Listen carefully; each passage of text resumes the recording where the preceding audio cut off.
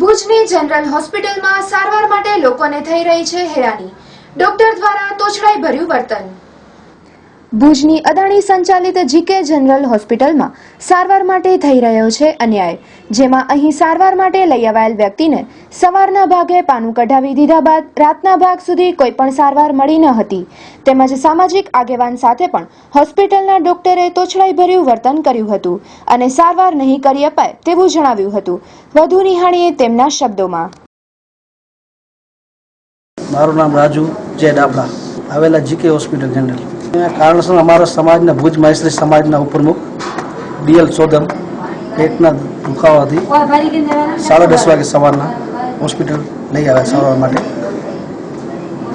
એના પછી હોસ્પિટલમાં દાખલ થયા પછી ડૉક્ટર ઘનશ્યામ પરમાર સાહેબનો ચાર્જમાં છે, પણ સાહેબે એમને તપાસવાની પણ બિલકુલ મનાઈ કરી દીધી કે મારામાં નથી આવતો. શુક્લતા સાહેબમાં આવે, 7:30 વાગે સાહેબ છે એનામાં આવે છે ને પેશન્ટ પેટના દર્દથી તાળું પાડે છે, એને કોઈ જોવાવાળું નથી.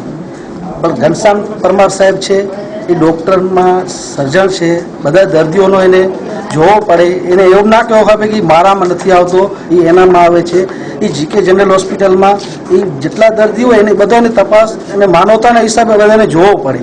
એ અમે 10:30 વાગે કઢાવ્યો, 10:30 વાગે કઢાવ્યો. 7 વાગે અમે આવ્યા હતા, પણ અહીંયા કોઈ હતો નહીં એટલે પછી અમે પાછા લઈ ગયા હતા. 10:30 વાગે લઈ આવ્યા હતા એમને, એટલે પાનું કઢાવીને એડમિટ કર્યા. ઘનશ્યામભાઈ પરમાર ચોખ્ખા શબ્દમાં એમ કીધો કે મારો પેશન્ટ નથી, હું એને જોઈશ નહીં, એને તમારાથી જે થાય એ કરી લ્યો, હું એને કોઈ જાતની સારવાર દેવાવાળું નથી. ગમે એને કેવો હોય એને કયો, ગમે એ કરવો એ કરો, હું એને જોવા નહીં આવું.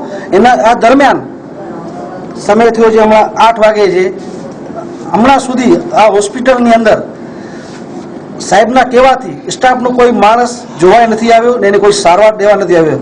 અમે પ્રાઇવેટમાં જઈ શકીએ છીએ, પણ જે ઘનશ્યામ પરમાર એવો ધંધા કરે છે એના માટે આ ઇન્ટરવ્યુ દેવો પડે છે, નહીં તો અમે બધી હોસ્પિટલોમાં જઈ શકીએ છીએ.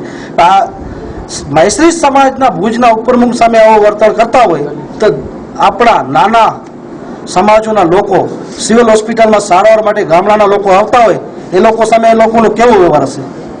જીકે જનરલ હોસ્પિટલ બની છે એ બહુ સારી છે, પણ એનામાં સારવાર આપવા માટે જે ડૉક્ટરની જરૂર છે એ પૂરી નથી પડતી.